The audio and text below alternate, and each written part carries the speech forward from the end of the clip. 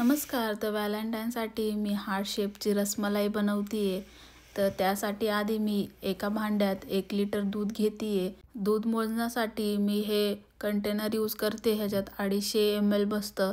तर मी असे 4 कप घेतले, म्हणजे 1 लिटर दूध. दुधाला एक उकळी येऊ द्यायची. तोवर एका कपमध्ये 1 कप पाणी घ्यायचं आणि त्याच्यामध्ये 3 टेबलस्पून व्हिनेगर टाकायचं आहे. व्हिनेगर आपल्याला आपलं दूध फोडायला मदत करणार आहे. रसमलाईमध्ये पहिली स्टेप हीच असते, छेना बनवायची. जर आपला छेना बरोबर झाला तर पुढचं सगळं बरोबर होणार. मेन यामध्ये छेनाच असतो.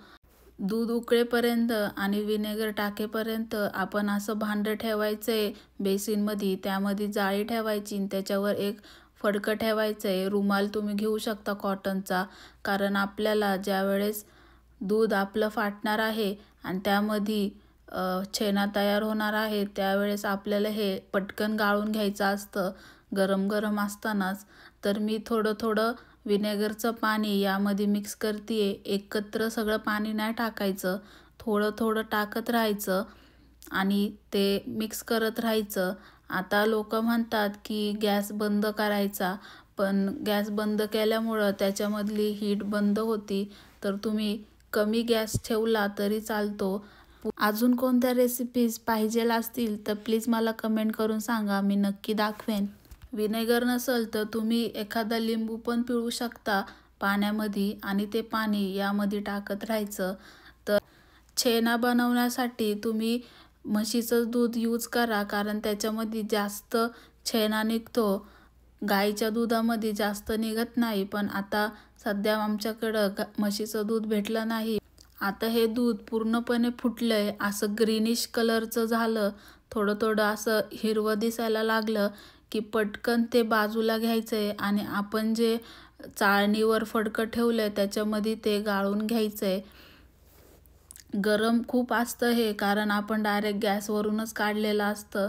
तर त्याला नीट गाळून घ्यायचं. आपला हात पण भाजू शकतो. अशा पद्धतीनं सगळीकडून रुमाल गोळा करून आपण त्यातलं पाणी काढून टाकायचं आहे. हे 1 लिटर दुधाचं एवढंच झालं. याच्यामध्ये 12, 13 किंवा 15 गोळे होऊ शकतात रसमलाईचे. पण तुम्ही पहिल्यांदाच ट्राय करत असाल तर 1 लिटरच दूध घ्या, जास्त दूध घेऊ नका. कारण जर तुम्हाला नीट जमलं नाही तर एवढं दूध वाया जाऊ शकतं. तसं वाया तर जाणार नाही. तुम्ही पनीर भुर्जी किंवा पनीर पण बनवू शकता यापासून. फक्त तुम्हाला रसमलाई बनवता येणार नाही. पनीरसाठी जास्त घट्ट लागतं आणि हे छेना बनवण्यासाठी जरा मऊसर लागतं छेना. तर हे लगेचच गरम असतानाच बाजूला काढायचं आहे. पूर्ण पाणी नितळल्यानंतर हे लगेचच घ्यायचं आहे. वॉर्म असतानाच, थोडंसं गरम असतानाच मळायला चालू करायचं आहे. गार होऊ द्यायचं नाही त्याला, कारण आपल्याला मऊ मऊ बॉल्स बनवायचे आहेत. आपला जो हाताचा तळवा असतो त्याचाच यूज करायचा आहे. बोटं बिलकुल यूज करायची नाही मळण्यासाठी. आणि थोडं थोडंसंच घ्यायचं आहे, जास्त त्याला जोर लावायचा नाही, फक्त तळव्यानेच जोर लावायचा. आणि इतकं मऊ मऊ होतं ना, चांगलं मळलं तर हे चांगलं पीठ बनतं आणि आपले जे बॉल्स बनवणार आहे आपण रसमलाईचे, ते पण सॉफ्ट होतात. पूर्ण पीठ आपण आपल्या तळव्यांनी मळतो, त्यामुळे असे लाल होतात हात. आता हे मळलेलं कसं समजायचं? तुम्ही एखादा बॉल बनवून बघायचा. जर तो झालेला असेल, कुठून त्याला क्रॅक नसतील पडत, सगळीकडून असा मऊ झाला असेल, तर तो आपलं पीठ झालंय असं समजा आणि मळायचं बंद करा. तुम्ही जास्त मळलं ना तर त्यातलं सगळं फॅट निघून जातं आणि खालच्या ताटाला अख्खं तूप तूप लागतं, सगळं तुपट होतं. तर तुम्ही थोडंसं मळल्यानंतर असं करून बघा की तुमचे गोळे तयार होतात की नाही. असं झालं की म्हणजे झालं. आता हे गोळे आपल्याला एका शुगर वॉटरमध्ये बॉईल करायचे. त्यासाठी मी 5 कप पाणी घेतलंय, ते उकळून घ्यायचं आहे आणि त्याच्यामध्ये 1 कप साखर टाकायची आहे. हे आपलं शुगर सिरप नसणार आहे. हे फक्त ज्या पाण्यामध्ये आपण ते रसगुल्ले उकळणार आहे ते पाणी असणार आहे. तर याच्यामध्ये जास्त साखर नका टाकू. मी फक्त 1 कप साखर टाकलेली आहे. हे हाफ कप आहे माझा. असे 2 कप टाकलेत हाफवाले म्हणजेच 1 कप. चांगलं ते बॉईल करून घ्यायचं पाणी. शुगर डिझॉल्व्ह होईपर्यंत उकळत राहायचं. आपले जे रसगुल्ले आहेत ते जास्त फुटावे नाही, त्यासाठी आपण असं मैद्याची स्लरी करून टाकणार आहे त्याच्यामध्ये. तर त्यासाठी 1 टीस्पून मैदा घेतला आहे मी. तुम्ही कोणतं पण चमचा मैदा घेऊ शकता आणि त्यात थोडंसं पाणी टाकायचं आहे. अर्धा कप टाकलं तरी चालेल. मग ते शुगर सिरप उकळत असताना त्याच्यामध्ये हे टाकून द्यायचं गोळे टाकण्याच्या आधी. आता ह्या साखरेच्या पाण्याला चांगलीच उकळी आली तर मग आपण आता थोडे थोडे गोळे करून त्याच्यामध्ये टाकूयात. तर आधी एक छोटा करून बघायचा, त्याच्यामध्ये बॉईल करायला टाकायचा. जर तो फुटला तर परत तुम्हाला तुमचं पीठ मळावं लागेल. तर हा फुटला नाही पाहिजे इतकं छान आधीच मळा पीठ. अर्धे रसमलाईचे गोळे बनवल्यानंतर मला आठवलं मी तर व्हॅलेंटाईन डेसाठी बनवत होते. तर मग अर्धं राहिलेल्या जे छेनामध्ये मी पिंक कलर टाकला, कारण जर रेड कलर टाकला असता तर ते पूर्ण रेड झालं असतं आणि बरोबर नसतं वाटलं. तर जरा पिंक माइल्ड शेड असल्यामुळं पिंक ॲड केला आणि मग पिंकचे हार्ट बनवले. आणि हा कलर मिक्स करण्यासाठी मला ते परत मळावं लागलं, कारण सगळीकडं तो कलर मिक्स नव्हता झाला. एकच ड्रॉप मी घेतलाय तो पिंक कलर, पण त्याचा एवढा कलर उतरला त्याच्यामध्ये. हे जेल कलर आहेत. तुम्ही लिक्विड कलर पण टाकू शकता आणि जर तुमच्याकडं पावडर कलर असेल तर तो पण टाकू शकता. गोल शेप करायला सोपा असतं, तो पटकन करता येतो.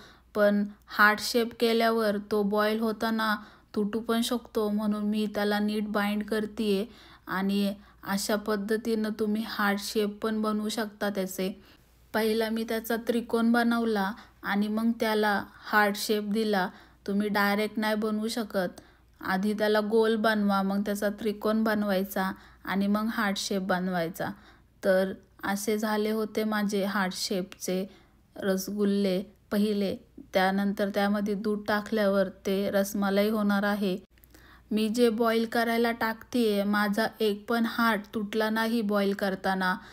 कधी कधी काय होतं, तुम्ही नीट मळलं नसेल तर तो तुटतो, पण माझा एकसुद्धा हार्ट पण नाही तुटला आणि जे गोल गोल बनवले होते ते पण तुटले नाही. तर तुम्ही पीठ मळतानाच नीट मळा. सगळं मेन जो फोकस असतो तो या गोळ्यांवरच असतो. तर असं झाकण ठेवून त्याला उकळी देत राहायचे. थोड्या थोड्या वेळाने ते झाकण उघडून बघत राहायचे, नाहीतर उतू जातं ते सगळं पाणी. तर अशा पद्धतीने माझे सगळे गोळे असे चांगले फुगलेले आहेत.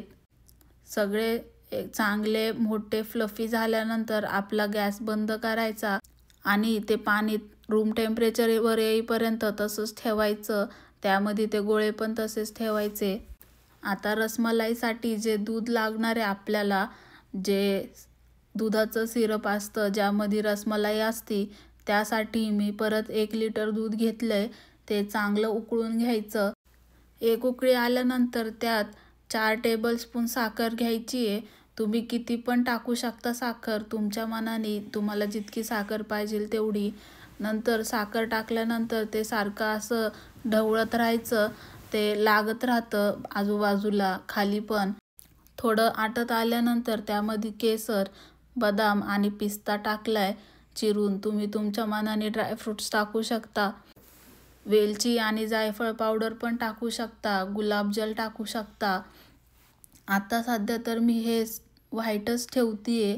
केसरचा कलर येईलच त्याच्यात, पण जे पिंक बनवलेत हार्ट्स त्यासाठी मी पिंक कलर पण करणार आहे त्या रसमलाईचा. तर असे सगळे चांगले सोक झालेले आहेत आणि रूम टेम्परेचरवर पण आलेले आहेत. तर त्यातलं असं पाणी काढायचं आहे. जे दूध होतं आपलं ते पण रूम टेम्परेचरला आलंय, गरम दूध नाही घ्यायचं. आणि एक एक करून जे आपले रसगुल्ले आहेत त्यातलं ते सिरपचं पाणी काढून ते आपल्या दुधामध्ये टाकत राहायचं. व्हिडिओ तुम्ही इथपर्यंत पाहिला असेल तर प्लीज लाईक करा. नवीन असाल तर सबस्क्राईब करा.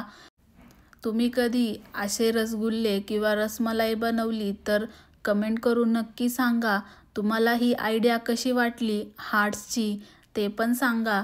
आता मी हे सगळे पाणी काढून त्याचं ते दुधामध्ये टाकते आपल्या केसरवाल्या आणि हे आपण 2-3 तास चांगलं थंड करायचं फ्रीजमध्ये. आता हे चांगलं थंड झालंय. मी 3 तास ठेवलं होतं फ्रीजमध्ये, तर त्यातलं थोडंसं काढून घेतलं बाजूला. मला पिंक कलर द्यायचा आहे म्हणून मिक्स करायचं ते चांगला त्याला पिंक कलर आलाय. मग सगळे जे रसगुल्ले होते ते काढून घेतले आणि त्यात हा पिंक कलरचं जे रस बनवलं होतं ते ॲड केलं. तुम्ही बघू शकता किती मस्त हार्ट शेप आलाय. रसमलाई तुम्ही अशा पद्धतीनं पण वेगवेगळ्या शेपची बनवून ट्राय करा आणि नक्की कमेंट करून सांगा. बाय.